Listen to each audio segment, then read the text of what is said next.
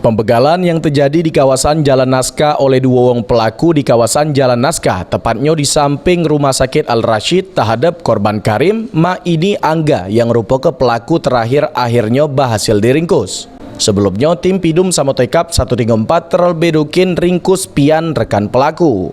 Menurut keterangan pelaku Angga, modus yang dilakukan pas ngelancar ke aksi pembegalan tersebut dengan cara ngintai korban yang dewean beli martabak di kawasan Jalan Kolonel Haji Burlian KM 9. Selanjutnya para pelaku minta antar balik ke rumah. Pas di TKP Jalan Naskah, korban diminta stop. Pelaku pian pun langsung metu ke sajam jenis parang, langsung ngancem korban, sehingga korban pun ketakutan berlari ninggal ke motor Jupiternya. Pas korban berlari, para pelaku langsung ngawak motor tersebut ke kawasan Kertapati untuk dijual serego 2 juta rupiah yang duitnya mereka bagi dua digunakan untuk beli narkoba. Hari kan Milan kami kan ketemu dia minta antar ke KM 7. Kami sepi kan. Kami tunjuk tempat sepi kan rumah kami situ aja. Ya kalau sampai tujuan itu yang pakai parang siapa? Pian.